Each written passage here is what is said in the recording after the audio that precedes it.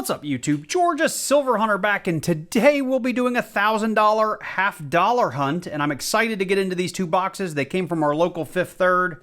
I was able to open them up at the bank like I usually do.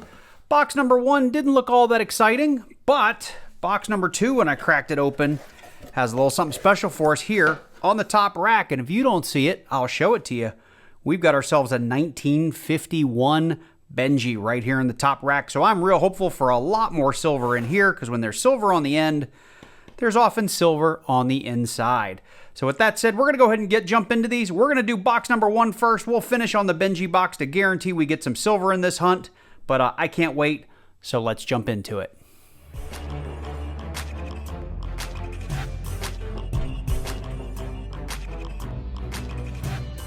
All right, so let's go ahead and jump into these rolls. This is roll number one, box number one. We are hunting for silver, which we are going to do for the first 10 rolls on camera. We're going to edge hunt, just looking for those super silver edges. And we'll also look for some NIFCs or proofs as we go. Like that right there is an NIFC, which stands for Not Intended for Circulation. That is a 2006 Denver, and the NIFC coins are 1970, which is also 40% silver. 1987, which was only produced for mint sets and collectors. And then 2002 through 2020. So we will be looking for those as well. Obviously, what we want to find, and we just found some, is the silvery stuff, which we have right here. That is a silver edge. That's a 40% silver edge, because it's going to look a little dark gray, maybe a little green. When they look like blast white or just super gray, super silver, that means they're 90%. But we have ourselves a 1966 right there, and roll number two, already on the silver. I'm excited about that already. So silver, now that I've mentioned the difference between 40% and 90%, for those of you that might be new to coin roll hunting, 40% silver is 1965 to 1970 in half dollars only. We actually have another one right there, I think. Sorry, I didn't see it until I got the wrapper off. 1970, like I said earlier, was made only for special mint sets. Now, wait a minute. That could just be dirty. That is a bicentennial. I do not believe that is silver, but it really, really looks like it. I'm going to get my scale real quick and we're going to weigh it, so hang on. Okay, so let's see here. Let me tear that. 40% silver. We'll go ahead and weigh it here for you. Hopefully you can see it on screen there. Let me move it where you can actually see the lettering. There you go. Let's see. That is 11.2, so that's in line with a standard clad. 11.2, 11.3 is your standard clad. Your 40% silver is typically 11.5 or 11.6. So that's how we would know if that was silver. And I actually got that question from somebody in the community recently, but that very much has a silvery edge. Anyway, sorry for the detour there. But we were talking about the 40%. We got through the 65 and the 70, but the 90% silver starts at 1964 and earlier. So your 64 Kennedy, all your Benjis, all your Walkers, all your Barbers, and anything before that. So we might have an NIFC in there. I'll dig it out later if we come across it. But now that I got one silver, I want to find more.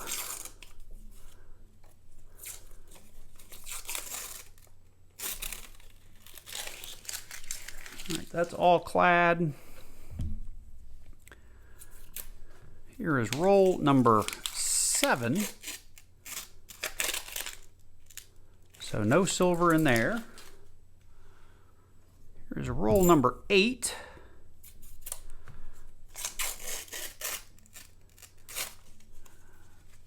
A couple of these might be NIFCs. Let's just real quick look since they're up front. Yeah, there's a 2004. Looks like a Denver.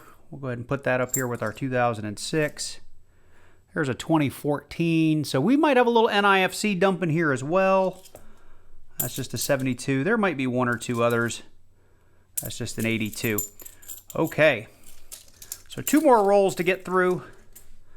And then I'll go off camera and I'll just bring you in when we find something. But I just like doing these first 10 rolls So you guys can see these are bank wrapped rolls. You know, there's no cheating or faking or roll stuffing going on here. These come right out of the box, right on camera, and they're there for you. So now we got a 2020 Denver, it looks like. Another NIFC for you.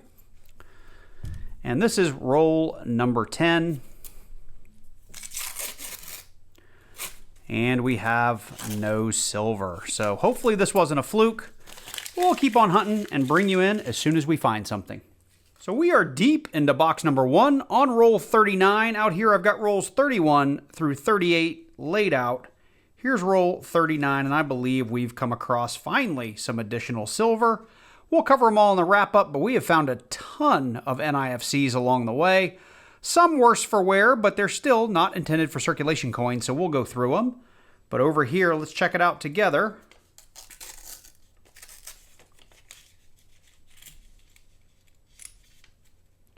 We've got ourselves a 1967 40% silver. So I probably should have kept filming. We are now into roll number 40. And again, you can see I've just got the paper pulled off just enough to see the coins. And we've got something interesting looking right there. I don't know if that's just somebody took a marker to it so it looks funny, or if it's silver or what, but let's check it out. That is definitely going to be something a little different. Let's see what we got here. We've got a 1964 90% silver. It's purple. So I didn't think in a million years that was going to be silver. Let's see here, is not a Denver, it is a Philly. So that is awesome. So now we've got those 240s and 190 on the hunt, and it looks silvery, but in the light I have here, I don't know if you see, it's like purple. It's very strange looking. So with that, we're going to put it on the board and keep on hunting. So I did want to stop here for just a moment because I got this question on Instagram the other day from a viewer who said, is it even worth hunting rolls that weigh less than 200? And like, I think he said 225.5 or 225.8. And I just want to show you that this roll, this was the last roll, roll number 40. I went ahead and threw it on the scale just to see how much it would weigh. And without the paper on it, keep in mind the paper's going to have some weight. This is a 90% silver with a bunch of clad half dollars, and there are 20 of them on there. I counted them. We're at 225 grams. Now, paper does weigh, so I'm going to go ahead and we're going to crumple this up just so it'll sit on the scale nicely.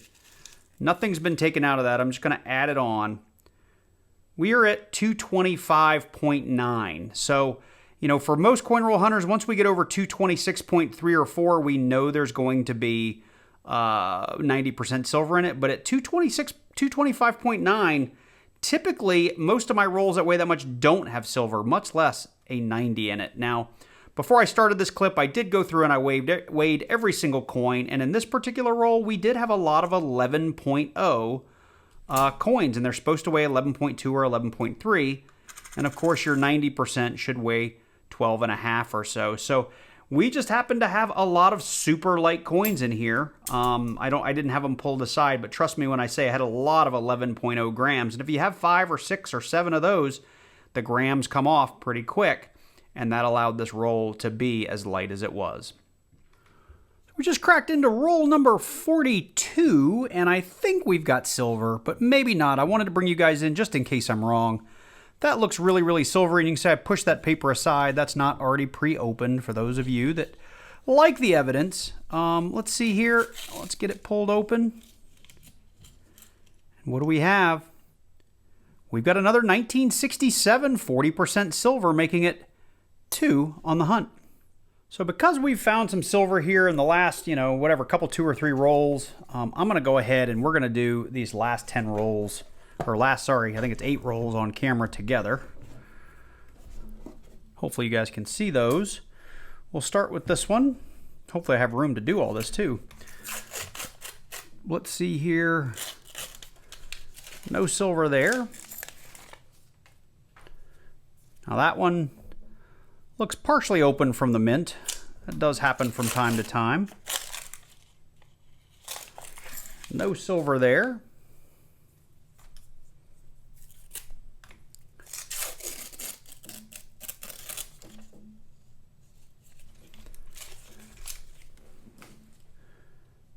dark right there, just double checking. That is a 2002 Denver. Really, really crappy looking, but we'll put it up here with our 2003s, next to our 2003s.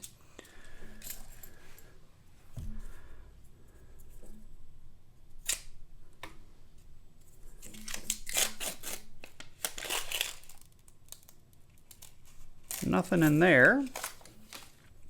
All right, 4 rolls left. This would be roll number 47.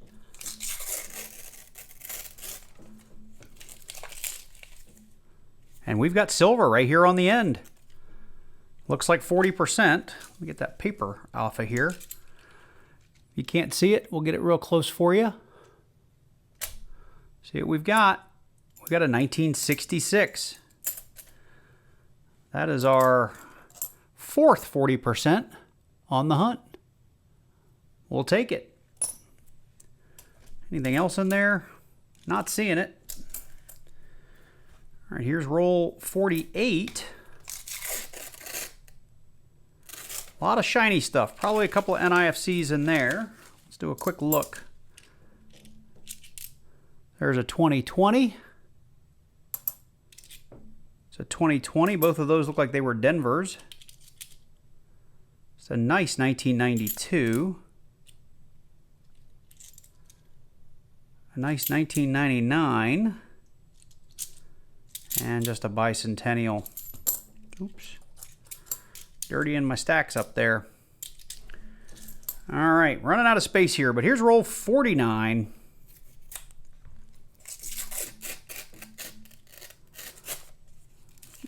Some more shiny stuff in there, but no silver.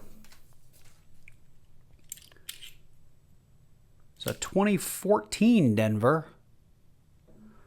Got a couple, 3 of those on the hunt already. 1992. And here's roll number 50, last shot for silver. Hopefully we get a little, but who knows? Not seeing it. Let's check these couple of super shinies. 2009 NIFC. I think that was here. And we've got a 2021, which I don't consider an NIFC. It's an 85, and I think that about does it. All right, well, let me get back going back through these. If we find any errors, I will make sure to bring you in. And most of the errors we're looking for are their DDOs, like on the 1974 and 71, and then they're in the 73D. And there's a host of no FGs that we're looking for as well. I have a document in the description down below. I didn't mention earlier if you want to download that and have a look. But let me get through these and I'll bring you back in. If we don't find anything else, we'll just do a quick wrap up and get to that second box where we know we've got a Benji.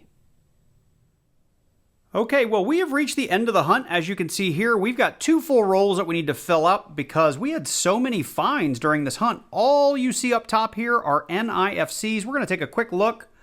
We had a 2002, we had 3 2003s, 3 2004s, and I'm not going to call mint marks, but many of these we did find Philly and Denver. 2005, we had 3 2006s, a couple of 2009s. We had 3 2014s, a 17, an 18, and 6 2020s. 4 were Denver, 2 were Philadelphia. I did separate those because those were all still really nice looking. But the real winner here was our silver. We did end up with a single 90% 1964 half and 2 1966s and 2 1967s. I didn't scope these yet. I will because there is a DDO on all of kind of 64 through 1969. I'll check that out. If I find one, I'll make sure to bring you in. As for value, the total value of silver here, just melt value, so forget premiums, $21.83 worth of silver in that box. With this one being the big winner at melt value like $8.50, give or take. Each of the 40% silvers is $3.30 or 40 cents, give or take. And of course, that doesn't include today's premiums. So very excited. 5 silvers in a box is great. We're going to go ahead and get into box number 2 hiding over there where we know we've got that Benji. So like box 1, we are going to do at least the first 5 rolls. And again, because we know number 2's got a Benji in it, definitely doing that live on camera. If we find lots of silver, I may go more than 5 rolls. I will tell you just from inspecting the box, we're going to have a lot of 21s and 22s, which just shows you how these new coins can get mixed up with old silvery things when they get returned to the bank. So there are 3 2021s right there, a 1991 in roll number 1.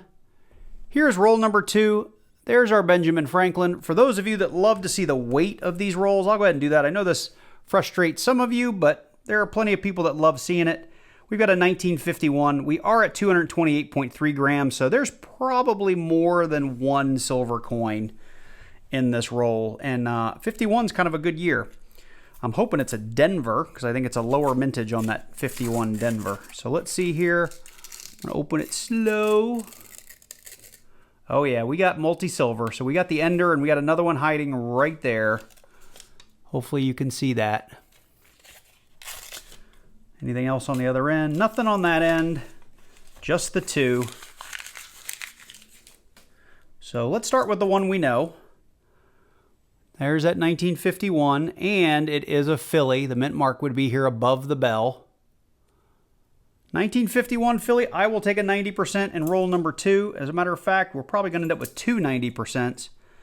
This is probably a 1964. No Denver on the back, so it's going to be a Philly, but let's check it out. It is a 1964. And I could tell that pretty much from the weight. At that high a weight, it's going to be 2 90s or likely 190 and a whole lot of 40s. So with it just being 2 coins in there, it's a safe bet that it was another 90. All right, here's roll number 3. And I'm going to try to get through these as quickly as I can, just to keep the length of the video down, which may be too late, but we'll see. Lots of 21s or 22s in there. I mean, they bling out at you. There's a 21p. Here's roll number 5.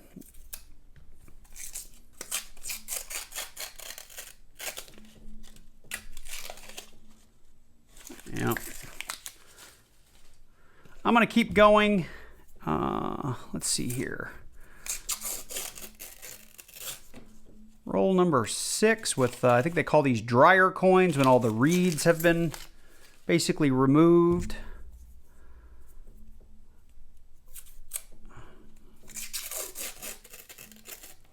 So maybe a proof. Could be a mint set coin. Let's see.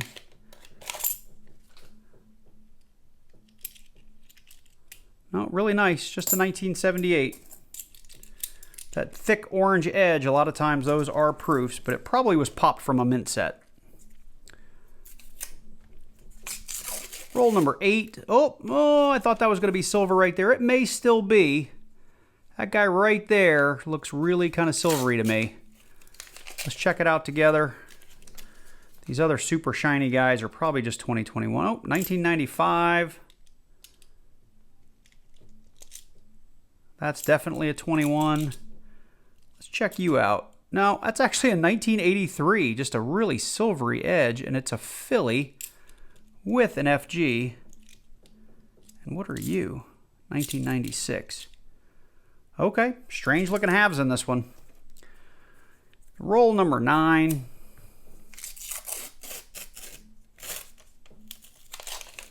Oh, we've got a gold plated here. Second from the end. See what we got. Looks like a 1995 Denver gold plated. These are souvenir coins. You can pick them up at most coin shops, and you'll find these around places like Philadelphia. I mean, in pristine condition, they'll go for about 10 bucks at a coin shop, maybe a little bit higher. Go ahead and just put that up there. Now, it's gold leaf. That doesn't mean it's actually like got gold value in it. Very little gold there, so it's not a super high value coin, and it is pretty beat up. All right, this is roll 10, and I'm going to go off camera until we find something else interesting. Well, I'll be honest, I'm shocked. Box number 2 just flew right by. We only had a couple of finds. I didn't bring you in for any of the NIFCs. We had that 2003 Denver. We had a 2004, a 2011, if I can get the camera to focus. We had a 2020 Denver, and then those 3 coins that you saw in the first 10 rolls. Of course, I'm never going to get upset about 90% silver being in the box, especially an older 1951 Benji. That's pretty awesome. we had the 1964 90% Kennedy here, and he was a Philly. And this gold plated's pretty neat. I'm actually going to go drop this in some Easy S real quick and see if that cleans this up. So hang tight and I'll show you what that looks like.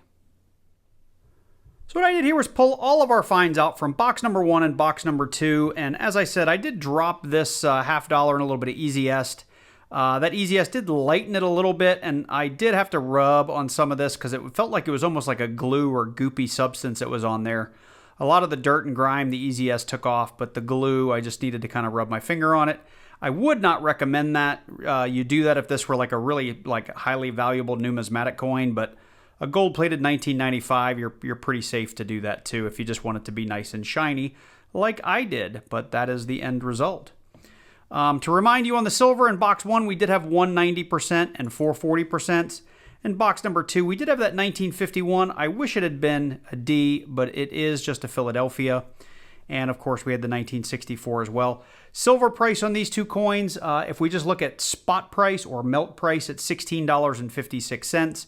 But I think easily for these two coins with today's premiums, you're probably looking at 20 to 22 times face, which means this would be $20 to $22 for these two coins. And I did pull up my red book here just to show you guys why I was hoping it was a 1951D. The 1951, fairly low mintage at 16.8 million, but the 1951D at 9.475 million would have been a little bit nicer find, even less than the San Francisco. So that was why I was hoping for the D. It's still not super low mintage like the 49S or the 48, but still a nice find in a box of $50. So with that, I hope you enjoyed this one. This one was a lot of fun to do. The silver continues to trickle in. Anytime you can get 1 or 2 or 3 silvers in a box, it's great. When you can get 5, it's even better. So with that said, I'm going to wrap the video here. If you did enjoy this video, make sure you do drop down below. Click that like button, and while you're down there, leave me a comment. And if you're new to the channel and you like coin roll hunts, make sure you click on that subscribe button and then click on that little bell and select all so you get notified each and every time I release a new video. Special shout out to my channel members. We did add a couple of new ones since my last video. So thank you guys so much for joining. You'll get to see this video a couple of hours to a day or so before everyone else. So I look forward to doing that. And the 8,000 subscriber giveaway update, I will be putting something out over the weekend. Right now, I am looking at September 17th as the date. My schedule's really busy between work and my kids' athletics. So I think 17th, which is a Sunday, is going to work for me. I will post a separate video this weekend, though, with more details on it. So thank you guys for helping me get to that mark. Really appreciate it. And if you're still watching the video this late, make sure you are clicking that like button and leave me a comment, because most people don't make it all the way to the end, and I really appreciate those of you that do. So you guys take care, and I look forward to seeing you in the next one.